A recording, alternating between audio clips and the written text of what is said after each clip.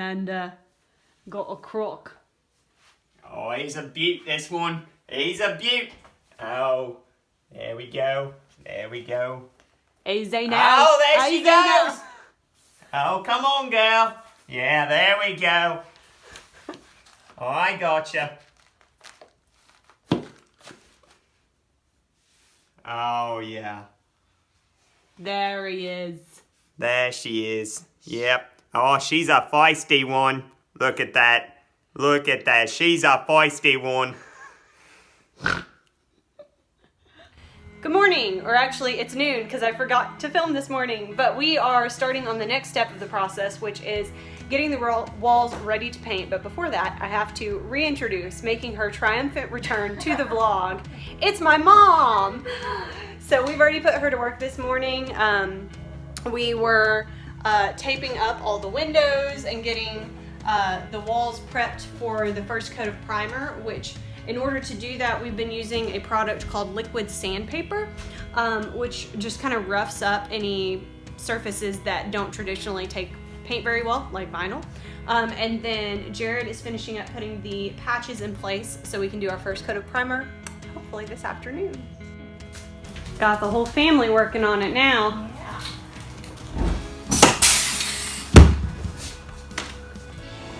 Everything is taped up. We have swept the floor thoroughly so we don't blow anything up onto the walls. These are the two little hatches that also need to be painted. And Jared is filling up the paint sprayer now. We are about to get started. First coat of primer.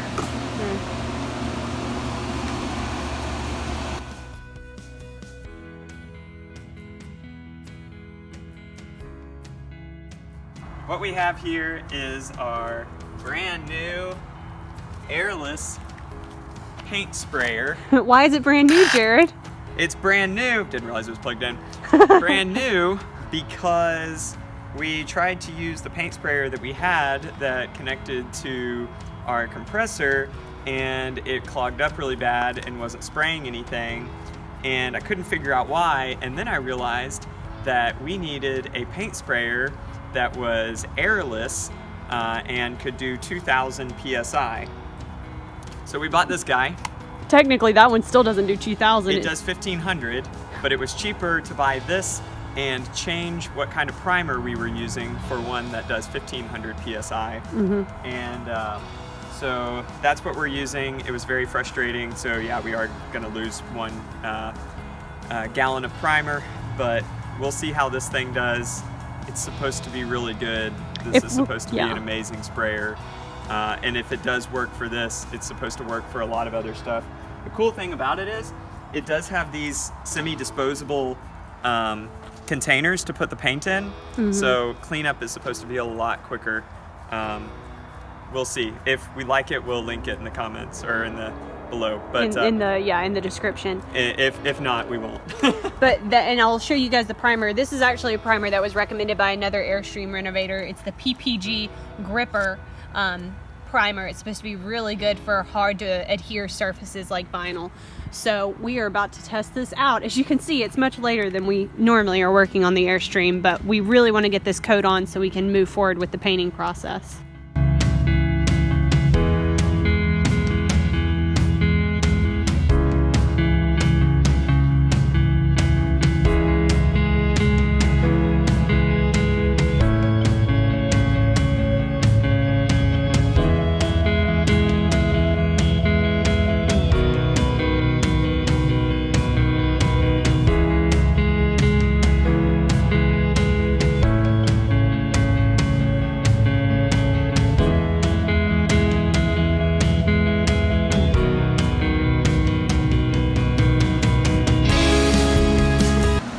So Jared finished up the first coat of primer this afternoon, and then my mom and me and Jared's dad all walked around and meticulously filled in every single nail hole and caulked the edges on the patches and basically tried to smooth out the surface so that it can be the best coat possible when we put up the next coat of primer. but it's already looking so much better. A lot of smoothing still ahead though. Jared looks like he's aged about 30 years since he started this painting project. Is it really that stressful, babe? No, your dad's in town. I don't know if that was audible through his mask, but he said no, it's just that your dad's in town. Oh goodness. I thought that this vlog was going to be a really exciting, we're building up momentum, look how far we're coming, but unfortunately in the last 24 hours, even though we were able to get in 2 coats of primer, 2 coats of paint, we had this new vinyl roll flooring on, and we felt like we were really moving forward. It has all come to a screeching halt again, because we are having more leaks. That front window is still giving us issues, and in addition to that, we found there was a hole by this window behind this panel, just a random hole next to where the window was installed that just was open to the outside, was pouring water in, got on the floor. Let me go show you the other 2. This little inlet where the old battery used to be plugged up is just a funnel for water, and we thought we had it plugged up, but it was just pouring water in, so we had to rip up all of this vinyl. And then there's this spot over here where we haven't really identified the leak yet, but there are 2 patches up in the exterior aluminum behind this wall, so we're guessing that's where that leak is. I'll be honest, it's been a really hard day. We don't really know what to do. We are looking for solutions. This has solidified to us that that front window assembly just can't stay. It's too much of a leak hazard. We're afraid we're going to end up doing all the renovations inside and it's just going to be rotting underneath because that window is letting in so much water. And so I think we're going to have to completely replace all 3 of those windows, which is about $1,500. And then we've decided that where we thought the next 2 weeks were going to be us laying floor and starting the cabinets and starting the build out, we can't do that. We've got to back up and really reassess the waterproofing on the outside. The guy that we bought it from had told us that he had gone around and sealed all of the seams, and I don't know if that was not true or if it just wasn't done well enough or if it's just worn off. I don't know. I don't know what the issue is. In any event, it's not holding, and we're going to go back through and reseal all the seams. We're going to reseal all the rivets on the roof. We're going to reseal around every patch. We are going to scrape off all the old seals around the windows and reseal every window except for the front one, which we're going to leave alone with a tarp over it because we're going to completely replace that, because I think the windows themselves are the problem up there. So anyway, we have a plan. It's just frustrating because it is going to slow us down a lot. It's going to take about 2 weeks at least to do all of that work, and then we'll be able to pick back up again if it works and start piecing back together what we had to tear apart. I mean, we had to pull out this wall panel. We had to take out big places in the vinyl. I mean, the good news is on the day that all this rain happened, we had gone and picked up the birch plywood for our cabinets, and we had set it inside the Airstream because we thought, oh, that's a safe dry space, and we were like moving it all over trying to keep it out of the water, but it seems to be fine. We managed to keep that dry, so as long as we can continue keeping it dry and get the Airstream sealed up, it should all be okay. It's gonna take longer than expected. Oh goodness.